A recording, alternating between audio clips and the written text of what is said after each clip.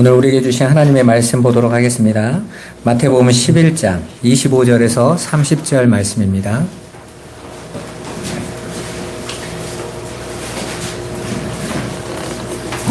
다 찾으셨으면 우리 한 목소리로 한번 같이 읽어보죠.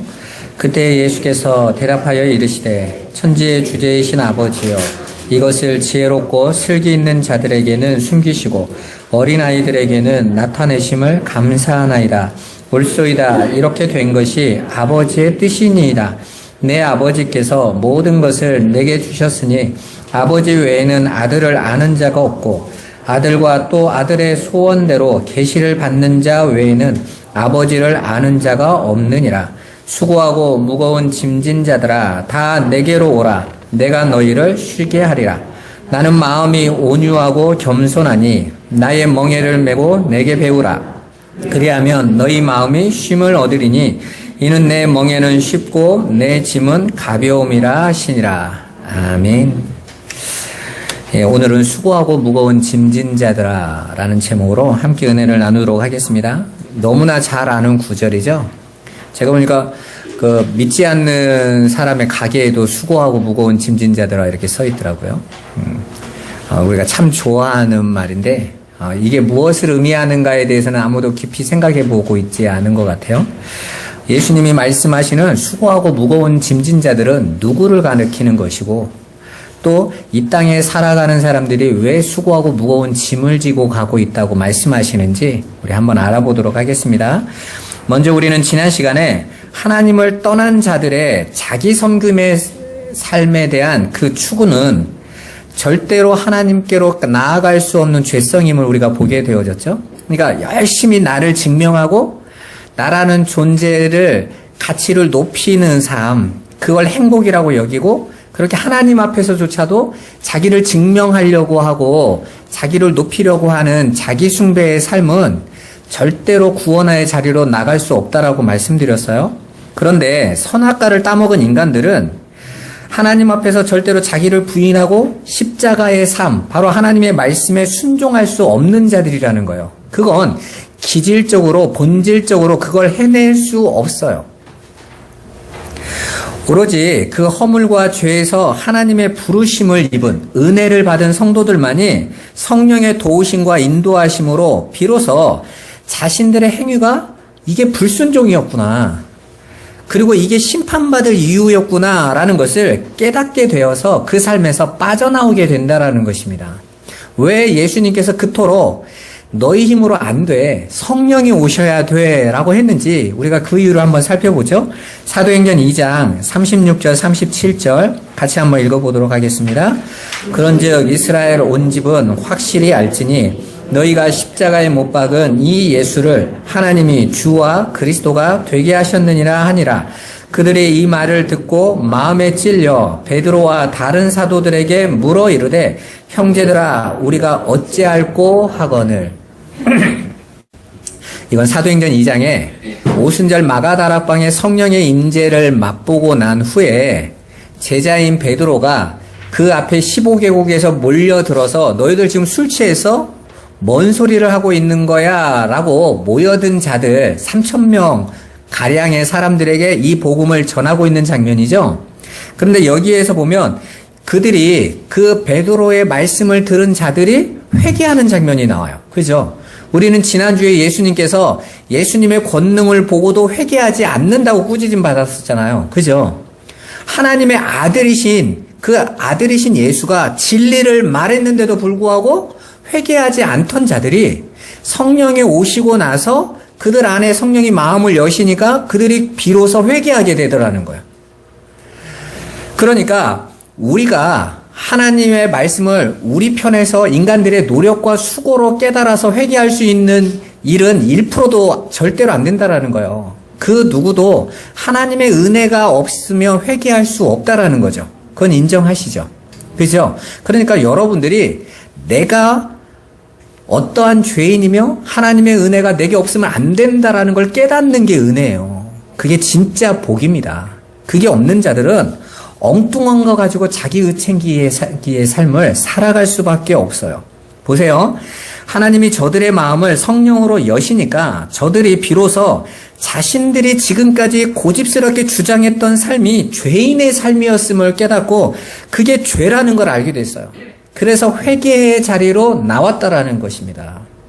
여러분, 성령이 여러분 안에 임하시면 여러분에게 나타나는 것이 나의 죄에 대한 자각이에요. 그건 예수 믿기 전에 내가 예수 믿기 전에 죄인이었어, 이제는 의인이야, 이게 아니라 하나님께서 저와 여러분 안에서 하시는 일은 뭐라고 그랬습니까? 성령이 날마다 하시는 일은 뭡니까? 죄에 대하여, 의에 대하여, 심판에 대하여 책망하신다. 그건 예수 믿기 이전만 책망이 아니에요. 진행형이에요. 계속 책망하신다는 거예요. 그래서 우리를 어떻게 나갑니까? 우리의 삶을 털털털 털어서 하나님 앞에 나갈 때는 바울의 고백처럼 나는 죄인 중에 괴수입니다 하고 가는 거예요. 바울이 내가 예수 믿기 전에는 죄인 중에 괴수였습니다 라고 말한 게 아니라 마지막 디모데에게 보내는 편지 속에서 이제 바울이 죽기 1년 전에, 순교하기 1년 전에 나는 여전히 죄인 중에 괴수다 라고 고백한 거예요. 그런 죄인 중에 괴수에게 필요한 건 뭐겠어요? 왕의 은혜인 거죠. 은혜로밖에는 살 수 없는 거 아닙니까? 우리는 그렇게 모두 다 하나님 앞에 부끄러운 구원으로 나아가는 거예요. 그래서 그 하나님께서 우리에게 그 나라에 왔을 때 잘했다 충성된 종아하고 면류관 씌워줄 때 어떻게 하죠? 계시록에 보니까 다 반납하죠. 왜 반납합니까? 우리가 무슨 면류관을 받을 자격이 있습니까? 죄밖에 없었는데 하나님이 우리를 은혜로 이 자리에 불러주신 거죠. 그걸 알고 가는 거예요. 그래야 그 하나님 나라 가서도 그 하나님의 은혜에 만족하고 기뻐하며 살 거 아니에요. 내가 여기에서 공로를 쌓아서 업적을 가지고 하나님 나라 가는 자들은 그 하나님 나라 가서도 이럴 거 아닙니까? 내가 얼마나 큰 일을 했는데 고작 나에게 이거밖에 안 줘? 라고 따질 거 아니겠어요? 저 사람과 내가 이 땅에서 한 일이 다른데 왜 저 사람과 나하고 똑같이 대우해? 그럴 거 아니에요. 그래서 예수님께서 농장의 비유를 하셨잖아요. 한 주인이 가서 일꾼을 부르는데 새벽에 부르고 아침에 부르고 낮에 부르고 심지어는 끝나기 1시간 전에 불렀어요. 근데 처음부터 부른 자들에게 다 한 데나리온의 하루 품삯을 약속하고 불렀거든요. 근데 주인은 끝까지 다 한 데나리온으로 다 주겠다고 불러드렸어요. 아침부터 온 사람들이 분노하죠. 나는 하루 종일 일했는데 저 마지막에 온 1시간밖에 안 한 인간과 내가 어떻게 똑같은 취급을 받습니까? 근데 주인이 뭐라고 말합니까? 내가 너희에게 은혜를 베풀려고 부른 거지 너희의 일이 풀려고 해서 부른 게 아니야. 너희가 내가 부르지 않으면 온 하루를 굶어야 되니까 내가 너희를 주려고 부른 거지 너희에게 일을 시키려고 부른 게 아니야. 근데 우리는 예수를 믿으면서도 어떻게 신앙생활을 하냐면 내가 일하고 있다고 생각하는 거예요. 그러니까 그 일에는 항상 뭐가 따르죠? 보상이 따라요. 보상에 대한 기대가. 여러분 신앙생활을 그렇게 하고 있지 않으세요? 그건요, 수고하고 무거운 짐을 지고 가는 거예요. 엉뚱한 것을 가져가는 거죠. 내 신랑인 예수와 마음이 다른 거예요. 그 이효리 씨가 그랬대잖아요. 한 사람이 질문할 때 그 좋은 남편과 나쁜 남편은 어떤 차이가 있을까요? 그랬더니 이효리 씨가 그랬대잖아요. 좋은 남편, 나쁜 남편이 어디 있어요? 마음에 맞는 남편이 있고 마음에 안 맞는 남편이 있는 거지. 그러니까 서로 잘 맞는 사람과 맞지 않는 사람이 있는 거죠. 우리가 하나님을 만날 때에도 하나님과 내가 마음이 맞아야 될 거 아니에요. 근데 하나님하고 엉뚱한 방향을 보고 가. 신앙생활을 하면서도 엉뚱한 기대를 하고 가. 그럼 날마다 불만인 거죠. 내가 내 남편인 하나님에게 기대하는 바가 하나님이 내게 약속하시고 주시겠다고 하는 거는 전혀 바라보지 않고 땅의 것만 쳐다봐. 하나님은 이미 완전한 하늘을 준비해 놓으시고 너 영생을 준비해 놓으시고 이걸 너에게 준비했어. 약속했어. 그리고 내가 이거 너에게 반드시 줄 거야. 이게 얼마나 대단한 건지 내가 가르쳐 줄게. 이러고 있는데 엉뚱한 것만 계속 기도해요. 여러분 성경에 보면 이런 말씀이잖아요. 성경 모든 것은 다 짝으로 돼 있다고 그랬죠. 그건 말씀에 대한 짝만 얘기하는 게 아니라 자 밤의 짝은 낮이에요. 그죠? 여자의 짝은 남자예요. 그죠? 이게 짝이 있어요. 왜 짝을 보여주실 걸까요? 한쪽을 통해서 한쪽을 알아보게 하는 거예요. 땅의 짝은 하늘이에요. 근데 우리는 하늘을 모르잖아요. 그러면 땅을 통해서 하늘을 아는데 이 땅을 어떻게 통해서 하늘을 알까요? 이 땅은 수고와 고생과 어려움이 있어요. 풍랑이 일어나는 바다예요. 우리가 그걸 통해서 잔잔한 저 하늘을 보는 거죠. 우리가 하늘도 보면 막 먹구름 끼고 그러던데요. 여러분 비행기 타고 하늘 올라가 보셨죠? 그 구름 위에 그 하늘에 먹구름이 있습니까? 아무 상관이 없어요. 그 하늘. 전혀 흔들리질 않는다니까요. 그러니까 짝이라는 건 그거예요. 저와 여러분들이 이 땅에서 당하는 그 시련과 어려움을 통해서 이것이 없는 그 땅, 생명이 우리는 죽을까 두렵고 또 어려움 당할까 두렵고 날마다 염려하고 근심하는데 그 계시록 21장의 새 하늘과 새 땅은 어떤 땅이었어요? 다시는 눈물이나 애통하는 거나 죽는 것이나 병든 것이 다시는 없겠고 그 짝인 거예요. 그럼 우리는 이 땅에서 뭘 발견해야 돼요? 이 땅에서 그 나 고통 없고 문제 없고 힘듦 없는 삶, 이 땅에 내 육신의 그 삶 누리게 해주세요가 아니라 이 땅이 이 상인이 그 하늘에는 그게 없다고 하니 난 그게 소망이에요 하고 그 하늘을 봐야 될 거 아닙니까? 근데 엉뚱하게 계속 여기에서 내 삶을 바꾸려고 하는 거죠. 우리는 소망으로 인내하고 가는 거라니까요. 그래서 로마서에 뭐라고 말합니까? 너에게 주신 그 소망이 환난으로 확실해지는 거야. 그러니까 이 땅의 환난 없애주겠다라는 것이 아니라 그 환난, 그 시험은 고린도전서 10장 13절에 말씀하고 있는 것처럼 모든 사람이 당하는 시험이라고 말하고 있지 않습니까? 누구나 당하는 시험이에요. 세상에 하나님께서 하나님 백성에게만 유독 고생을 주신다는 게 아니라 그건 이 땅에 당연히 있는 건데 너희에게는 피할 길이 있잖아. 너희에게는 약속된 그 하늘의 것이 있잖아. 그 소망으로 너희가 이겨내라는 거예요. 그 짝을 바라보라는 거죠. 근데 엉뚱하게 내 삶을 지금 여기서 바꾸겠다고 하니까 신랑이 주겠다고 하는 것과 다른 걸 보고 있는 거예요. 여러분, 오늘 바로 여전히 이 세상의 질서와 가치관에 종이 되어서 그것으로 나를 평가하고 그것으로 나를 증명하고 내 삶을 그것으로 확인하고 살아가는 사람들, 그 사람들이 수고하고 무거운 짐진 자들입니다. 오늘 25절에 보면 지혜롭고 슬기로운 자들이 등장해요. 그런데 예수님께서 뭐라고 말씀하시냐면 그들에게는 숨기시고 이래요. 그죠? 그러면서 그 지혜롭고 슬기 있는 자들을 어떤 말씀이 받냐면요. 28절에 수고하고 무거운 짐진 자들아가 받는다니까요. 그러니까 여기에서 예수님이 말씀하시는 지혜롭고 슬기로운 자들은 수고하고 무거운 짐을 지고 있는 자들인 거예요. 그들은 예수님의 권능을 보고도 회개하지 않고 예수님이 보여주신 그 권능은 무엇을 드러내기 위한 권능이셨습니까? 당신이 메시아요? 당신이 진리를 가지고 왔다라는 것을 보여주기 위한 권능이었잖아요. 그죠? 그래서 예수님이 요한복음에 뭐라고 말씀하십니까? 14장 6절에 내가 곧 길이요, 진리요, 생명이다. 그게 다 앞에 관사가 쓰여 있어요. 유일한 길, 유일한 진리, 유일한 생명인 거예요. 그러면 예수님의 권능은 곧 무엇을 말하기 위함인 겁니까? 그 권능을 행하신 분의 말씀이 진리니까 그 진리의 말씀으로 돌아오라는 거잖아요. 그죠? 그 진리가 뭐라고 말씀합니까? 너희가 지금 너희 힘으로 너희를 증명하려고 하고 너희가 율법 지킴으로 하나님의 복도 끌어당길 수 있다라고 여기는 거 그거 가짜야 라고 말씀하고 계신 거죠. 너희가 하나님을 오해하고 있는 거야 라고 말씀하시는데 오히려 저들은 예수님을 향하여 왜 우리가 내놓은 종교행위 안 따라해? 우리 이렇게 열심히 율법의 가치를 말을 하고 율법 지키자고 하는데 당신은 왜 그 말 안 따라? 안식일에는 일하지 말자고 그렇게 말을 했는데 왜 당신은 안식일에 병든 자 고치고 안식일에 당신의 제자들은 밀 이사 비벼서 먹고 왜 그러고 있는 거야? 일하지 말라니까 하고 오히려 예수님을 향하여 창녀들과 세리들과 술 마시고 먹기를 탐하는구나 그랬단 말이에요. 자신들이 프리를 불 때는 춤추지 않고 자신들이 애통해하고 울자고 말할 때는 울지도 않고 금식하고 자신들의 행위로 가려고 하는 거에 전혀 동조하지 않는 거죠. 그럼 누구를 따라가야 되는 거예요? 예수를 따라가야 되는 거죠. 그죠? 그분이 진리니까. 그런데 오히려 그들은 그 예수님을 향하여 귀신 들린 거야 저거.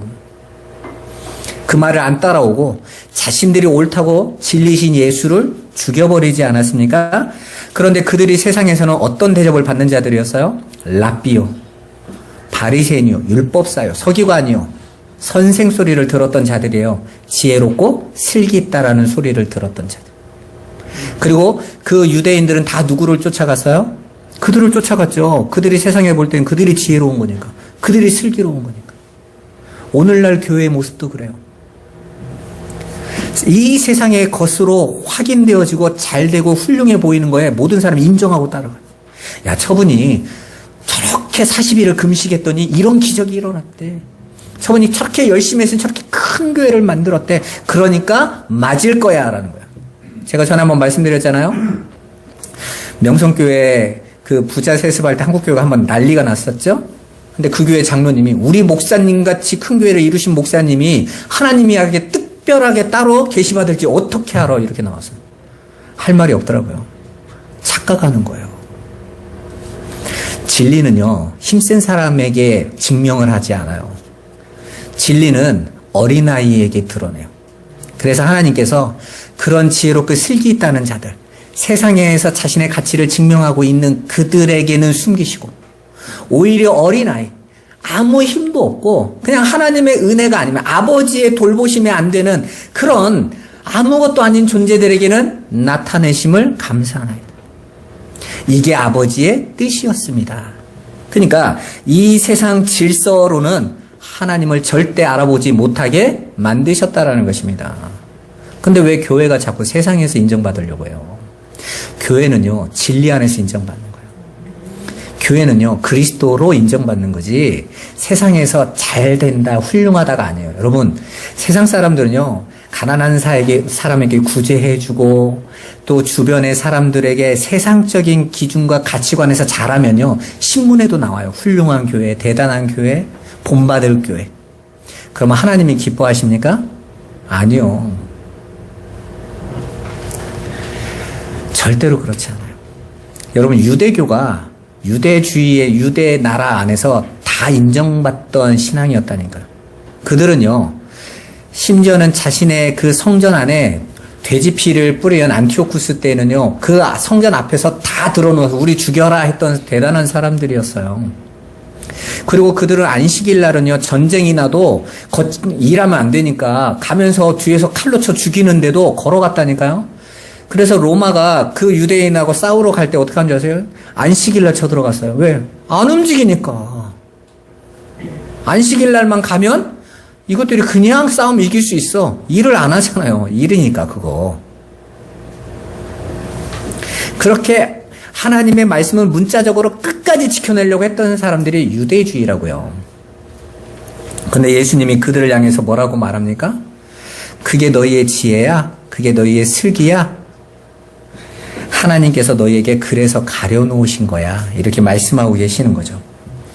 그렇게 자기들의 구원을 스스로의 자기들의 행위로 말미암아 얻을 수 있다라고 여겨서 내놓는 모든 종교 행위와 그런 선한 행위가 실천해야 될 짐일 수밖에 없죠. 그거 안 하면 안 되니까. 뒤에서 안식일 날 칼로 쳐서 오고 있는데도 걸어가는 거예요. 왜? 나 이 안식일 어기면 지옥 갈까 봐. 마태복음 23장 2절, 4절에서 7절 같이 한번 읽어보도록 하겠습니다. 서기관들과 바리새인들이 모세의 자리에 앉았으니 또 무거운 짐을 묶어 사람의 어깨에 지우되 자기는 이것을 한 손가락으로도 움직이려 하지 아니하며 그들의 모든 행위를 사람에게 보이고자 하나니 곧 그 경문띠를 넓게 하며 옷수를 길게 하고 잔치의 윗자리와 회당의 높은 자리와 시장에서 문안받는 것과 사람에게 랍비라 칭함을 받는 것을 좋아하느니라. 아멘.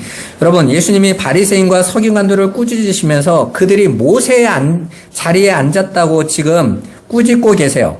그들의 모든 행위를 사람에게 보이고자 하는 것이다 라고 말씀하고 계시는 거예요. 그러니까 바리새인과 서기관들의 그 모든 삶은 세상에서 지혜롭고 슬기롭다라고 평가받고 싶어서 하나님 앞에 정말 너 훌륭해 라는 그 이름과 평판을 얻고 싶어서 자기를 그 삶으로 증명하기 위해 살았다라는 거예요. 제가 여러분들에게 늘 하는 말이 그거잖아요. 우리가 예배하는 거 하나님이 너무 나에게 주신 구원이 감사하고 기뻐서 감격에 차서 드려야 될 그 예배가 남들 앞에 나 예배 잘하는 사람으로 보이고 싶어서, 전도 잘하는 사람으로 보여주고 싶어서, 헌신 많이 하는 사람으로 보여주고 싶어서, 기도 많이 하는 사람으로 보여주고 싶어서 하고 있다면 그 사람은 그게 짐이에요.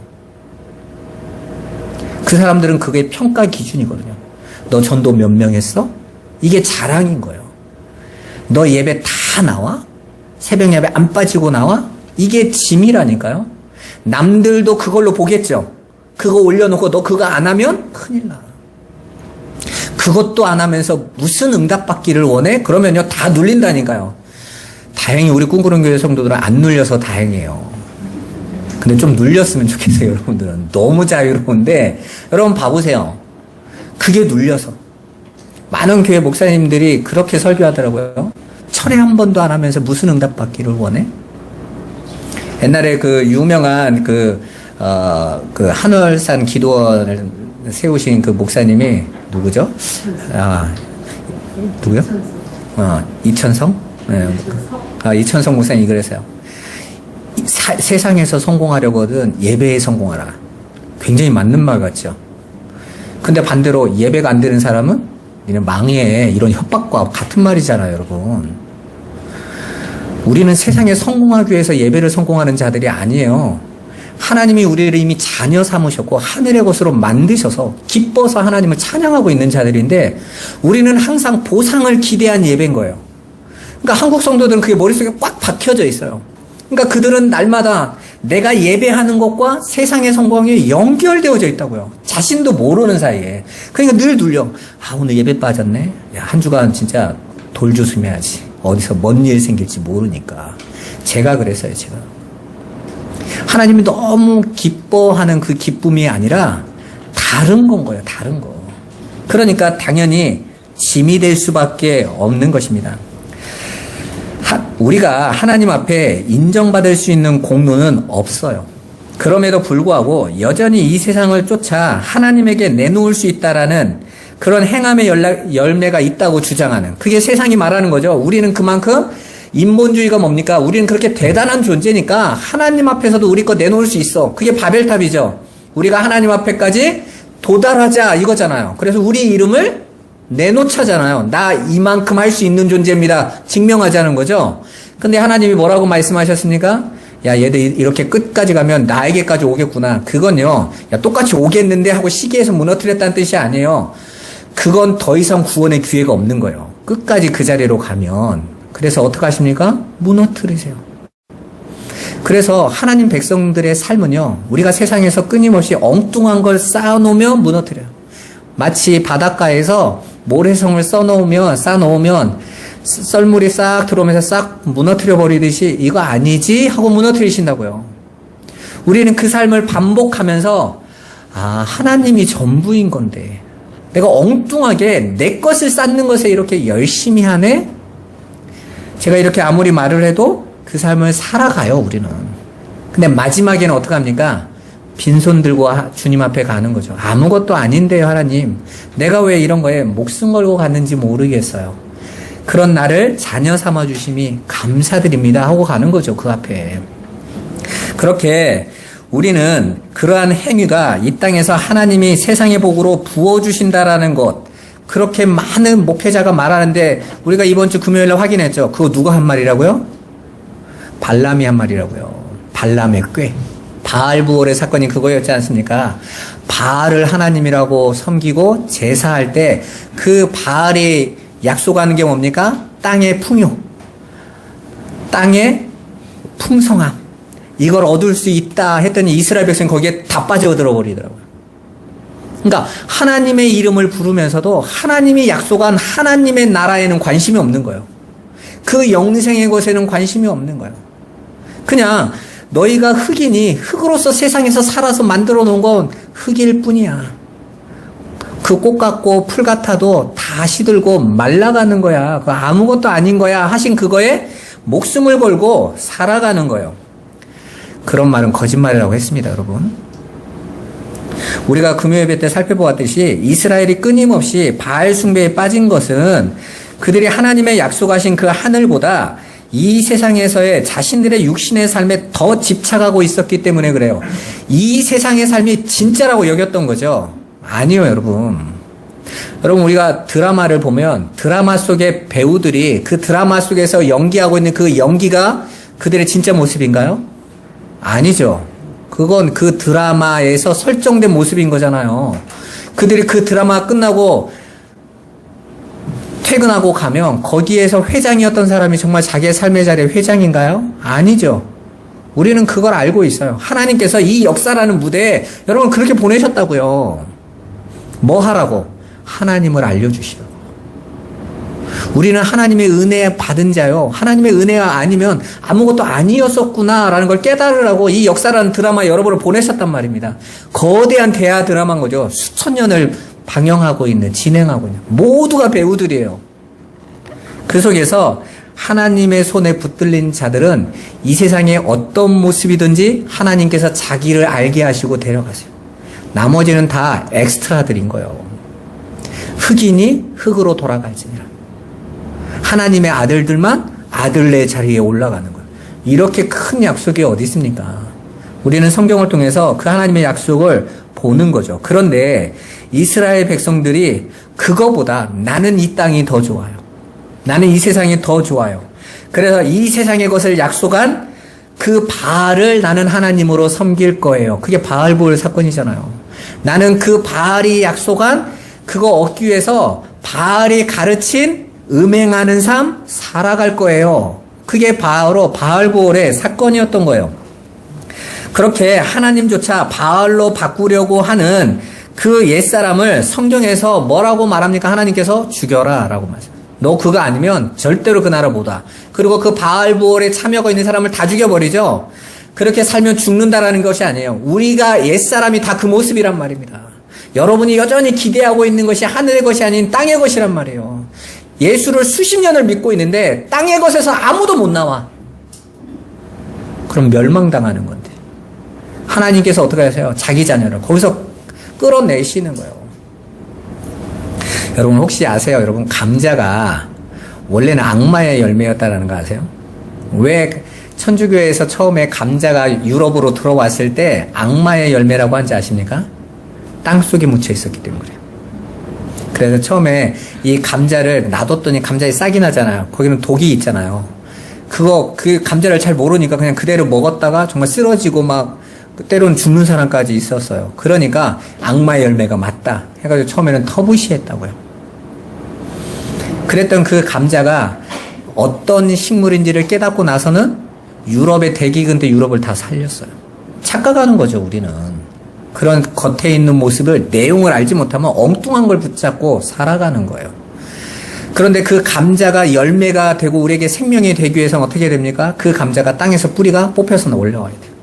그러면 그 안에 있는 땅에서 뿌리 뽑혔던 감자 열매들이 다 양식으로 바뀌어요. 그러니까 저와 여러분들은 다 하나님 나라의 곳간에 들어가기 위해서는 다 땅에서 뽑혀 나와야 된다고요. 근데 땅에서 뽑히면 감자 입장에서는 뭐가 되는 거죠? 죽는 거죠, 지 입장은. 나 땅속에 있을 때는 크고 영글어가고 내 양식을 먹고 살아가고 있는데 그 감자 입장에서는 주인의 손에 의해서 뽑혀야 주인의 것이 돼요. 주인의 창고에 들어갈 수 있어요. 여러분 세상은 모든 것이 다 진리를 담고 있다니까요. 왜 하나님께서 그런 열매 하나하나까지도 다 그렇게 설명해 두셨겠어요. 그거 깨달으라고. 오늘 본문 26절에 보면 이렇게 된 것이 아버지의 뜻이다 라고 말씀하세요. 그러니까 지혜롭고 슬기 있는 자들은 자신들의 지혜와 슬기를 믿고 그 삶의 방식을 끝까지 고집하게 가도록 만드신 분이 하나님이시라는 거예요. 그러니까 인간들의 힘으로는 그 지식으로는 절대로 하나님을 알아볼 수 없도록 숨기셨는데 이게 예수님이 그게 선입니다. 그게 옳습니다 라고 말을 하는 거예요. 그 하나님의 뜻이 선하다라는 거예요. 우리는 그냥 배우면 알아듣게 하시지 왜 그랬어요? 하나님의 은혜 아니면 그걸 알 수 없음을 부정하시는 거예요. 그게 인간의 한계죠, 한계. 피조물의 한계. 피조물의 노력과 애씀으로 되는 게 아니라 여러분, 그러니까 하나님 말씀을 여러분의 삶으로 해석을 해가지고 그걸로 말씀을 깨달으려고 하시면 큰일 나요. 옛날에 저희 집, 지금 살고 있는 집 앞에 살고 계시는 어떤 분이 있는데, 제가 목사라니까, 목사님, 자기가 사업에 실패하고 나서 하나님이 궁금해서 성경책 하나를 들고 산에 올라가서 성경을 독파했대요. 막 읽는데 성경이 자기에게 말씀을 하더라는 거예요. 하면서 자기가 깨달은 성경을 막 굉장한 걸 깨달은 것처럼, 내가 이제 그 성경을 가르쳐야겠다고 막 해서 제가 그랬어요. 선생님, 성경은 가르치는 자에게 배우셔야 돼요. 선생님이 그 성경을 읽으시고 깨닫는다고 말씀하시는 건 선생님 지금까지 살았던 삶을 기본으로 깨닫는 거잖아요. 성경은 그 말을 하고 있는 게 아니에요. 그런데 대부분 성도들이 그렇게 성경을 읽는다니까, 다 자신의 과거와 인생 안에서 성경을 보려고 하는 거예요. 가르치는 자도, 많은 목사님도 그렇게 가르쳐요. 제가 30년 전에 중국의 조선족 있는 곳에 전도하러 갔었거든요. 거기 전도사님이요. 근데 그때 이제 처음에 중국에 복음이 들어갔을 때니까 신학교도 막 그냥 우리 초창기의 목사님들처럼 그냥 열심히 읽고 믿은 거죠. 성경을 읽고 설교를 하시는데 진짜 놀랄 노자로 하시더라고요. 그냥 자기의 삶의 경험으로 성경을 해석해버려요.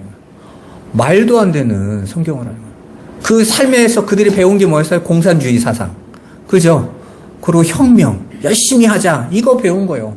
그러니까 성경을 딱 읽더니 자신이 그 연길에서 자기 친구들을 다 불러 모아가지고 백두산을 자전거 타고 간 이야기로 성경을 끝내요.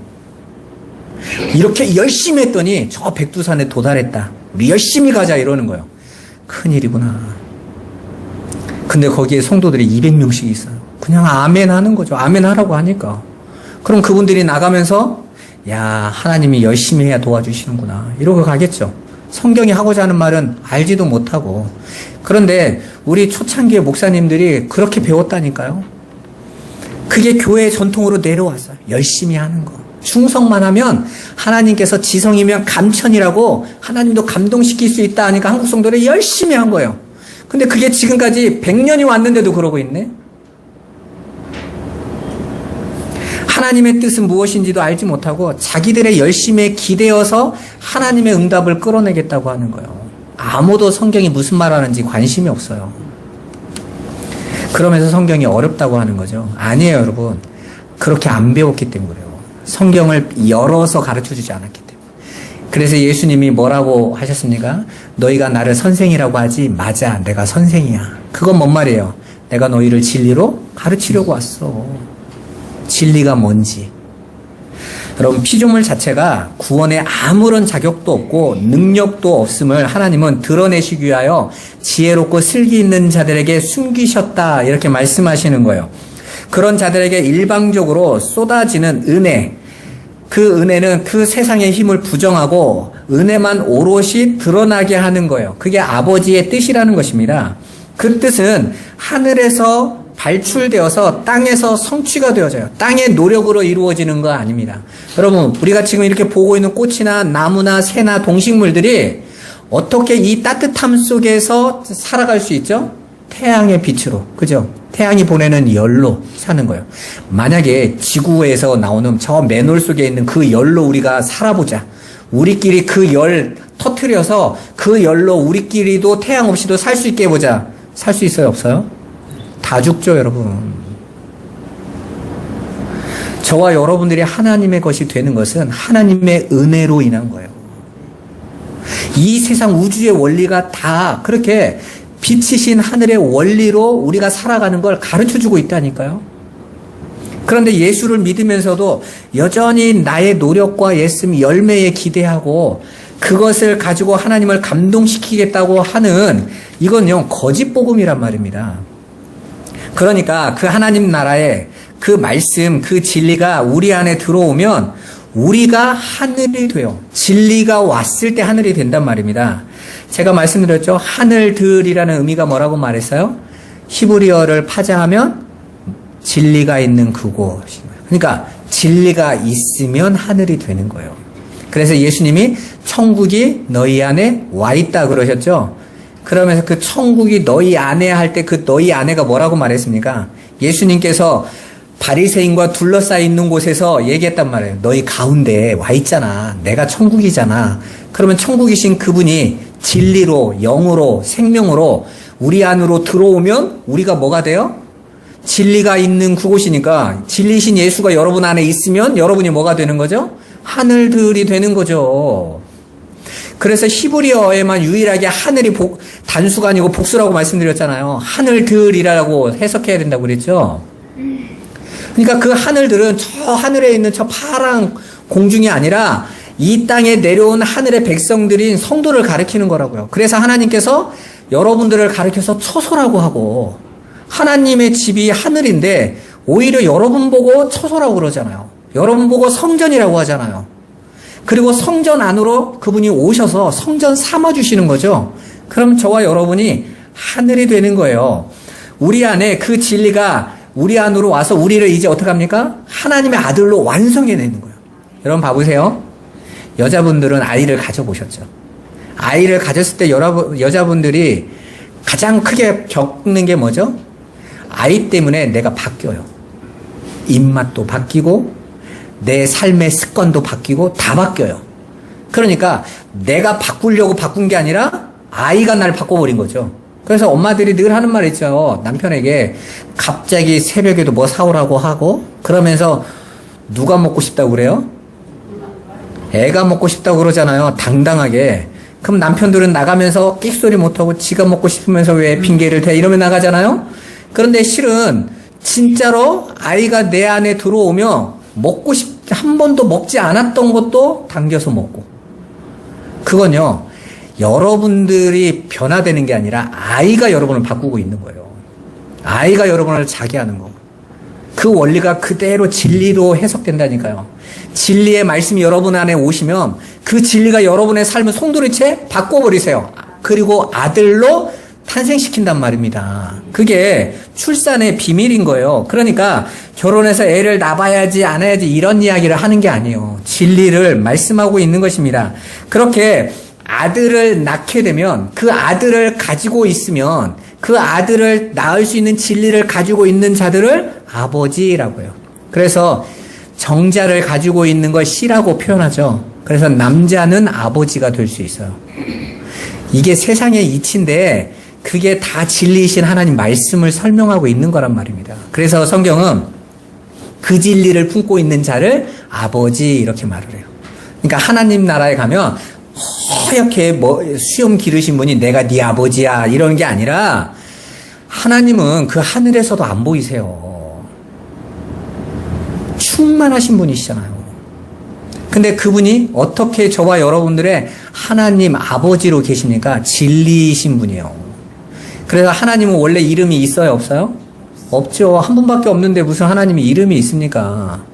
여러분 이 지구상에 여러분 혼자만 있는데 굳이 이름을 짓겠어요? 안 짓죠. 나는 난데 나밖에 없는데. 그런데 하나님께서 성경에서는 당신의 이름을 자꾸 말하죠. 나는 여호와다.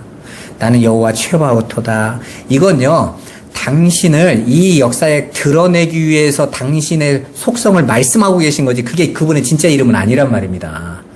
그러니까 여호와 증인처럼 야훼가 맞다는 둥, 여호와가 맞다는 아무 소리 필요 없어요. 그냥 하나님이 당신을 드러내고 계시는 거예요.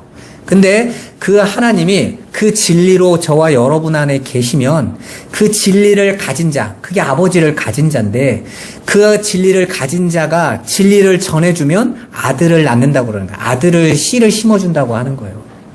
그래서 그걸 설명해 주려고 굳이 바울이 디모데 보고 뭐라고 부릅니까? 내 아들아 이러잖아요. 아니 지 아버지 바울하고 디모데가 무슨 아버지 자식 관계도 아닌데 진리에 대한 이야기를 설명하고 싶어서. 그러니까 세상에서 아버지 아들의 그 혈육간의 관계를 얘기하는 게 아니란 말입니다. 성경은 그냥 그거에 매어서 살아가면 진리를 전혀 보지 못하는 거예요. 그러니까 어떤 목사님은 그러시더라고요. 설교하시면서 자기가 아는 청년이 아버지를 교회에 전도를 한 거예요. 드디어 아버지가 교회에 왔어요. 아버지가 아직은 처음 교회에 왔으니까 식사 기도를 이제 하자고 하면서 아들이 늘 기도하는 거예요. 하나님 아버지, 이렇게 귀한 양식을 주셔서 감사합니다. 하루 기도하고 마치니까 아버지가 듣다 보면 자기가 교회를 꽤 다니고 있는데도 계속 아들이 기도하니까 한 번은 야, 왜 너만 기도해? 나도 교회 다니니까 나도 한번 하나님 앞에 기도하고 싶어. 그래서 아들이 너무 기뻐서 그럼 아버지 기도하세요. 그랬단 말이에요. 그래서 이렇게 하나님, 형님. 그래서 아들이 깜짝 놀라. 아니 왜 하나님을 형님이라고 하세요? 그랬더니 네 아버지면 나한테는 촌수가 형님이지. 못 알아듣는 거죠. 교회를 그렇게 다녀도. 여러분 그렇게 되잖아요. 내 자식이 아버지라고 불렀으면 그 아버지가 나오는 촌수가 형님 같지 않으세요? 이렇게 세상의 질서로 따지면 하나님을 오해하게 되어 있다니까. 아버지라고 말하는 그 아버지는 진리에 대한 내용이란 말입니다. 그러니까 여러분이 그 진리 가지면 아버지가 되는 거예요. 오늘부터 목장 모임을 가질 건데 그 진리를 가지면 그 진리를 나눠주는 거고 그 진리로 나누어지면 아들인 거예요. 그러니까 제가 여러분들에게 이 진리를 전하면 제가 아비인 거고 여러분들이 아들인 거예요. 진리로 나아지는 자. 그럼 여러분들이 또 이제 진리를 깨달으면 여러분들이 또 아비가 돼서 또 진리를 또 낳는 거죠. 그러니까 천국의 생육하고 번성하는 방식은 우리 교회 오세요, 숫자 채우세요 이게 아니란 말입니다. 진리로 나아지는 방식이라고요. 그래서 예수님께서 생육하고 번성하라 라고 말씀하시는 거예요. 숫자 채우라는 게 아니라. 그러려면 여러분들이 뭐가 있어야 돼요? 진리를 담고 있어야 될 거 아니에요. 그게 복음을 전하는 거란 말입니다. 자, 그렇게 우리 안에 말씀이 들어오면 그 말씀이 우리를 섬김으로 우리 안에서 생명이 또 진리가 우리를 아들들로 만들어내는 거예요. 그게 성경이 말해주고 있는 내용인 것입니다. 그러니까 성경에서 말하는 건 생명나무 실과 만나, 율법, 성전, 예수, 떡, 생수, 진리, 말씀, 성령 다 같은 의미인 거예요. 그런데 성전으로 보여주고 심지어는 예수로 보여줘도 못 알아들어. 그럼 어떻게 해야 돼요? 이제는 살아있는 말씀이 살아 움직이는 말씀 그게 성령이잖아요. 거룩한 영이라는 뜻이잖아요. 성령은. 근데 그 영은 예수님이 요한복음 6장에 내 말이 영이다. 생명이다 이렇게 말씀하셨으니까 성령은 살아있는 말씀인 거예요. 그 말씀이 우리 안으로 들어와서 우리를 어떻게 합니까? 살아있고 활력 있는 그 말씀이 우리로 알고 하나님의 뜻을 가르치고 깨닫게 하시고 생각나게 하셔서 아, 이 뜻이었군요 하고 그 안으로 들어오게 하는 거예요. 그래서 요한복음에는 재밌는 내용이 있잖아요. 예수님이 성전을 청소한 사건을 2장에 말을 해놓고 가로 열고 이건 성전된 자신을 가리킴이라 라는 말을 굳이 왜 가로 열고 써놨을까요? 요한이 가르쳐 주려는 게 있는 거예요. 내가 이거 언제 깨달았다라는 거죠? 예수님이 그 성전 청소할 때는 못 알아들어서 나도. 그런데 성령을 받고 보니까 성령이 깨닫게 하고 보니까 아, 이 말씀이 성전된 당신을 가리킨 거였구나. 난 그전에는 저 성전 허물면 진짜 43년 동안 쌓았던 저 돌을 3일 만에 쌓는단 말로 알았잖아? 이야기하고 있는 거예요, 여러분. 그러니까 성령이 오시지 않으면 하나님의 말씀을 어떻게 봐요? 보여지는 것으로밖에 못 본단 말이죠. 그러니까 그렇게 보여지는 것을 보는 자들은 그 말씀을 다 율법으로 받아들여요. 내가 이거 지키고 행하고 실천해야 나에게 이거 해주시는구나로 받는 거죠. 그리고 그거 열심히 지키고 그 사람이 열심히 따라가려고 하는 자들을 그리고 그걸로 나 할 수 있다라고 자랑하는 자들을 지혜롭고 슬기 있는 자들. 그들은 세상에서 자신들의 행한 것으로 자기를 증명하려고 그래요. 여러분 현장에서 여러분들에게 큰일이 일어나고 여러분들이 많은 것을 했다고 해서 여러분들이 구원받은 걸 증명하는 거 아니에요. 성령께서 우리 안에 오셔서 보이는 것은 세상에서 세상 사람들이 인정하고 칭찬하는 열매로 나오는 게 아니란 말입니다. 그럴 것 같으면 바울은요, 저주받은 사람의 대명사가 돼야 되죠. 그죠? 진리만 말하고 있는데 오히려 강도, 매맞음, 병에서 빠져나오지 못하고 감옥에 가고 그런데도 바울은 내가 진리다고 계속 고집하는 거예요. 세상에서는 왜 진리를 가졌는데 그 모양이야? 너 하나님 자녀라면서 왜 그렇게 살아? 계속 비난하고 조롱하죠. 그러니까 세상에서 나타나는 현장의 증거가 우리의 복음을 증명한다는 말도 안 되는 말인 거예요. 생명은요, 생명으로 증명이 돼요. 진리는 진리로 나아지게 한단 말입니다. 여러분들을 예수의 삶으로 이끌어 가시는 거예요. 이 땅의 것이 아닌 하늘의 것으로 점점 더 확인시켜 주시는 거예요. 그렇게 저와 여러분들은 그 진리의 말씀을 갖게 되고 알게 되면 더 이상 그 세상의 껍데기로 보여줬던 행위의 공식에 안 잡혀요. 그러니까 예수님께서 율법의 안식일을 지키고 일하지 말라고 했는데 오히려 율법의 이삭 까먹고 이러면서 예수님이 뭐라고 말합니까? 내가 안식일의 주인인데? 이러시잖아요. 그러면 내가 막 살아도 된다 이게 아니라 그 안식은 나를 위해서, 하나님의 백성인 너희를 위해서 한 거야. 그런데 그걸 가지고 일하고 안 하고로 안식을 지켰다 안 지켰다로 하면 너희가 그거 어떻게 자유를 누리니? 너희 그 삶 안에 들어가라고 한 건데 그 일이 뭔 말인지 모르겠어? 이렇게 말씀하고 계시는 거예요. 안식일은 말 그대로 안식을 주려고 하는 건데 안식일을 지켜야 돼 이러면 어떻게 안식일이 안식이 되겠어요?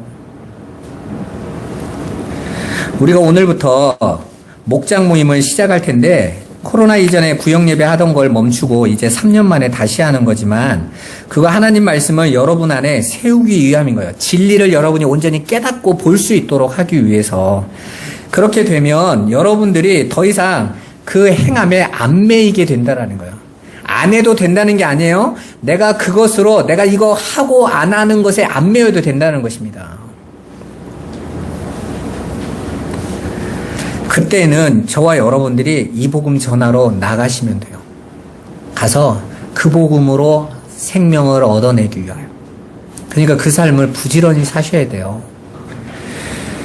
자, 다시 본문으로 돌아와서 그렇게 자기의 의를 스스로 증명하려는 자들, 그 세상에서 지혜롭고 슬기 있는 자로 살기 위해 그 삶을 가치로 여기고 살아가는 자들에게는 하나님이 감추어 두신 그 세상의 보편적 가치, 그 안에 감추어 뒀는데 감추어진 건 보지 못하고 겉으로 나와 있는 그 보편적 가치만으로 열심히 증명하라고 열심히 율법의 멍에를 지고 살아간다라는 것이죠.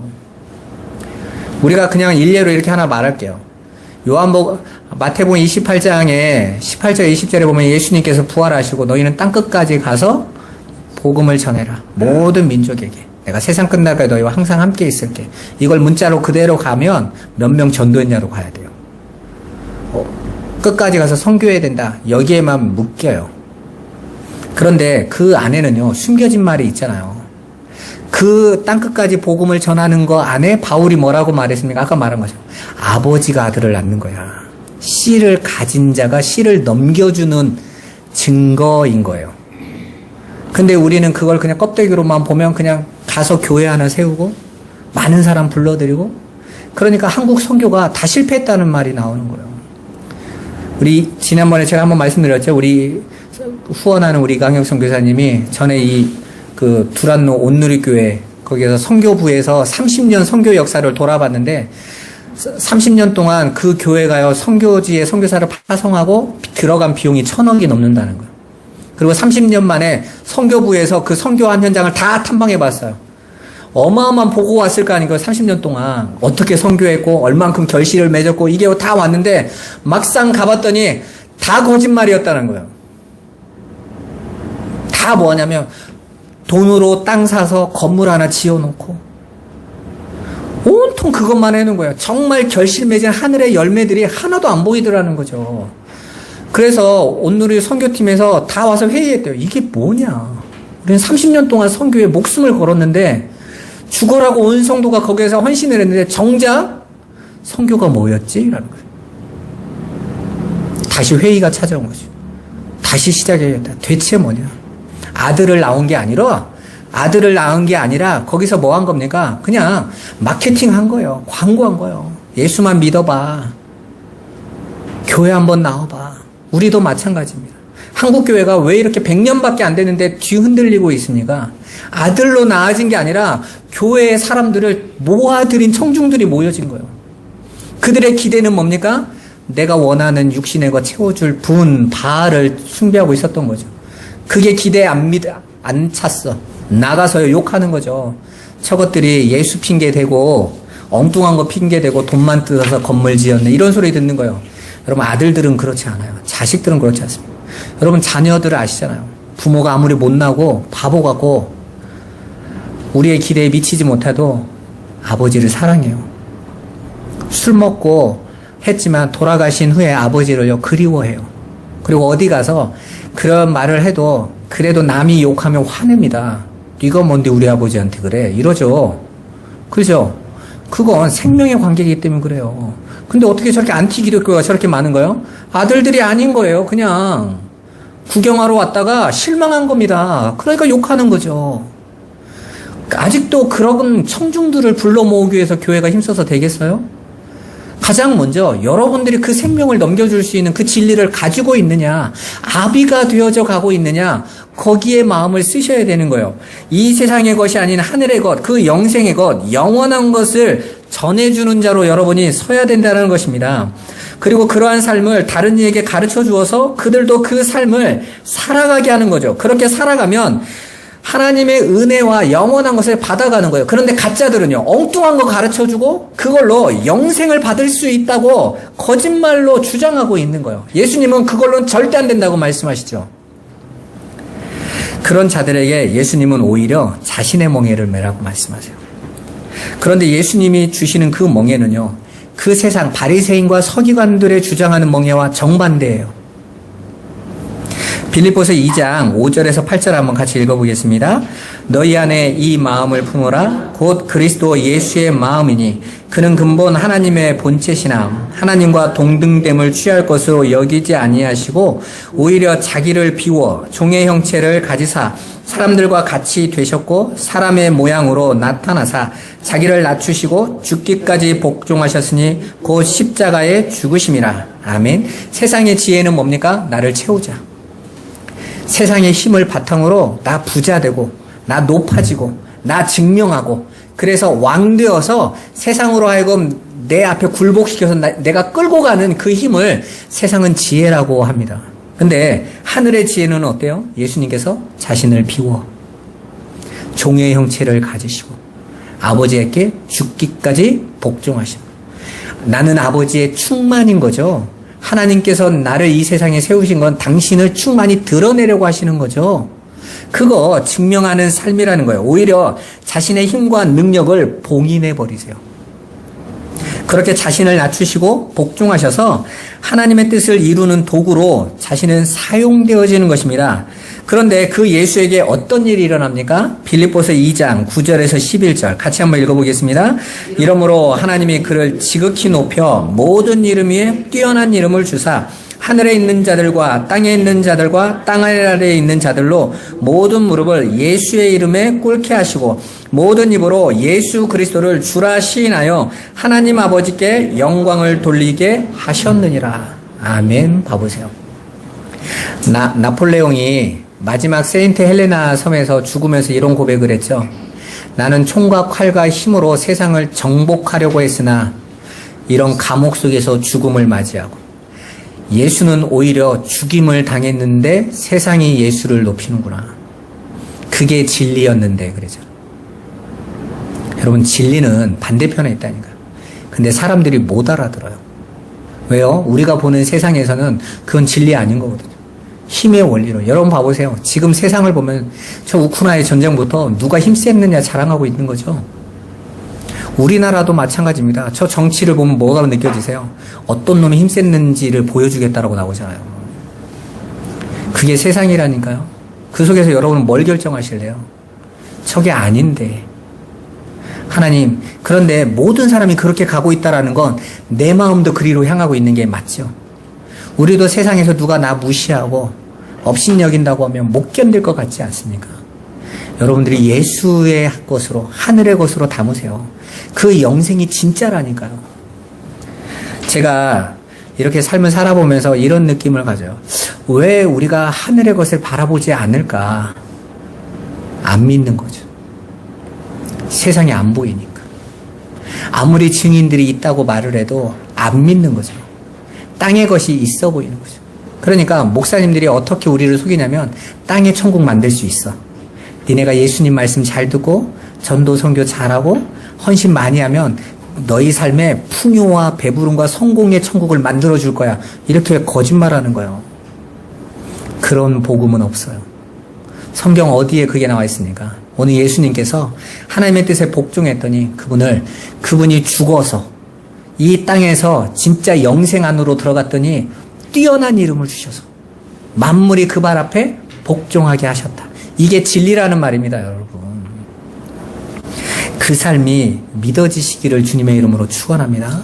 아니면 저와 여러분은 여전히 세상의 지혜와 슬기 있는 자들을 쫓아서 수고하고 무거운 짐진 자의 삶을 살아가게 될 겁니다. 거기서 나오시는 거예요. 여러분, 그 애굽의 힘의 원리의 세상에서 하나님께서 이스라엘의 백성을 불러내시고 광야에서 40년 동안 무슨 훈련 시키십니까? 그 애굽의 힘 빼는 거, 계속 애굽의 힘 빼는 거예요. 그 애굽의 힘의 가치와 거기에 생활 방식으로 쩔어있던 그 고기 찾는 삶을 계속 쳐내시는 거예요. 괜찮아, 그거 없어도 된다니까. 내가 너희를 사랑하잖아. 너희가 그 세상에 힘 없어도 세상의 어떤 복술과 점술로도 너희가 어떤 세상의 가치관으로 너희를 저주할 수 없다니까. 세상에 보여질 때 가난이 저주라고 말하고 질병이 저주라고 말하고 약한 것이 저주라고 하는데 내 백성에게는 안 통한다니까. 왜? 나는 그걸 저주라고 말하지 않으니까. 영원한 것을 준비해놨으니까 걱정하지 마라 내 자식들아 말하는데 안 믿는 거죠. 그러니까 자꾸 바알에게 달려가는 거예요. 못 믿겠다는 거죠. 지금 당장 풍요를 내가 맛보고 손대고 내가 경험하지 않으면 그 하나님 없다 이렇게 나아가는 거 아닙니까? 오늘날 기독교가 딱 그리로 가죠. 우리가 계시록 2장에서 그 말씀을 보면서 16절을 안 봤어요. 16절에 뭐라고 말하냐면요. 그렇게 바알 부올과 그게 니골라당이다 이렇게 말씀하시고 그 버가모 교회를 향해서 뭐라고 말씀하신 줄 아세요? 그러므로 회개하라. 너 그 길 가고 있잖아. 회개해 말씀하시고. 마치 우리 마태복음 지난주에 있는 것처럼 회개하라 하고 예수님 외치던 소리하고 똑같지 않습니까? 잘못된 길을 가고 있는 거예요. 여러분 돌이키세요. 우리가 수고하고 무거운 짐은 예수를 안 믿기 때문에 그래요. 하나님의 그 약속과 영원한 나라를 안 믿기 때문에 이 세상의 것으로 자꾸 확인하려고 하니까 무거운 거예요. 여러분 집에 남편이나 여러분의 삶에 세상 사람들이 알아주는 행복이 있었으면 좋겠죠. 예수로 행복하세요, 여러분. 그러면 오히려 그 남편이 그 아내가 여러분 때문에 예수의 행복을 알아봐야 된다니까요. 여러분은 그 증인들이잖아요. 하늘의 것을 보여줄 증인들 아닙니까? 그건 진리를 가진 자밖에는 깨닫지 못하는 거예요. 그것을 위해서 기도하시란 말입니다. 그래서 하나님께서 예수님께서 어린아이들에게만 보여주셨다고 그래요. 어린아이는 누구죠? 나는 아무런 힘도 자격도 없는 자구나 라는 걸 아는 거예요. 오늘날 어린아이들은 뭐 워낙 힘이 세가지고 부모도 막 좌지우지하니까 오늘날 어린아이들로 이해하시면 안 돼요. 저희 어렸을 때만 해도 정말 부모님이 때리면 때려야 되고 혼내면 혼내야 되고 그냥 의지할 수밖에 없어서 갈 데도 없으니까. 근데 2000년 전이라고 한번 생각해 봐보세요. 부모가 없으면 죽는 거예요. 그래서 유대의 법에도 고아와 가부를 업신여기지 마라 그러죠. 많았다라는 겁니다. 부모가 없다라는 거. 남편이 없다라는 거. 그건 죽는 거예요, 여러분. 그런데 그 어린아이는요. 부모가 나를 혼내도 부모 옆에 붙어요. 이제 우리 아이들도 보면 아주 어렸을 때는요. 혼내도요. 아빠한테 끌어안겨요. 때린 사람한테. 왜? 의지할 게 아빠밖에 없어. 혼나도 아빠가 호해줘야 돼. 그런데 이제 머리가 크면 어떻게 됩니까? 이름 지워버리죠. 저번에 안녕하세요 봤더니 아버지가 용돈 안 줬다고 아버지를 스팸거로는 자식이 나왔더라고요. 그 아버지가 아니 25살짜리한테 아르바이트해서 하라고 그랬더니 그러면 아버지 자격이 없다고 스팸에서 이름을 지워버리더라고요. 핸드폰 값이라고 안 넣어준다고. 아주 그냥 자식이 상전이 돼가지고 그게 아니라니까요, 여러분. 우리는 어린아이처럼 아버지 은혜 아니면 안 되죠 하는 자들에게 나타나셨어요. 그런데 오늘 예수님이 말씀하시죠. 어린아이에게 나타나셨습니다. 그런데 다 지혜롭고 슬기로운 자들이라니까요. 성령이 오셔야 그제서야 어린아이 마음이 되는 거예요. 아, 아버지 은혜가 아니면 안 되는 거죠 하는 어린아이로. 근데 그 사랑이 저와 여러분 안에 지금 오신 거예요. 그래서 우리는 어린아이처럼 여전히 성인으로 되는 게 아니라 어린아이처럼 여전히 예수 그리스도의 십자가만 의지하는 것입니다. 그러면 성경이 장성한 자가 되라는 건 뭔 말이겠어요? 예수에게까지 기준이 예수님이시죠? 장성한 자의 기준이 예수님이시잖아요. 그러면 어린아이와 장성한 자가 어떻게 연결이 됩니까? 바로 장성한다는 것은 아버지의 영광만 온전히 드러나는 자로 완성되는 거예요. 세상에서 아버지 없어도 내가 잘하는 자가 장성한 자가 아니라 세상에서는 부모를 떠나서 내 힘으로 사는 게 장성한 거죠. 그런데 하나님 나라는요, 아버지만 전적으로 의지하는 자가 장성한 자예요. 하나님의 은혜만 붙드는 자가 장성한 자입니다. 그 삶을 여러분 사세요. 그리고 그 아버지 안에서 자유로워지세요. 승리하시기를 주님의 이름으로 축원합니다. 기도하겠습니다. 수고하고 무거운 짐진 자들아 다 내게로 오라. 내가 너희를 쉬게 하리라 말씀하신 주님. 아버지, 우리가 여전히 우리를 증명하고 이 세상에 우리의 것으로 살아가려고 하는 그 삶으로 하나님에게조차도 우리를 증명하려는 그 삶을 시도하고 수고하고 무거운 짐진 삶을 살아갔던 것을 돌아보게 하여 주옵소서. 이제 예수 그리스도의 은혜 안에서 우리가 자유로우며 아버지의 은혜를 온전히 의지하며 즐거워하며 믿음의 길을 걸어가도록 우리 성도들을 축복하여 주옵소서. 예수님의 이름으로 기도드리옵나이다. 아멘.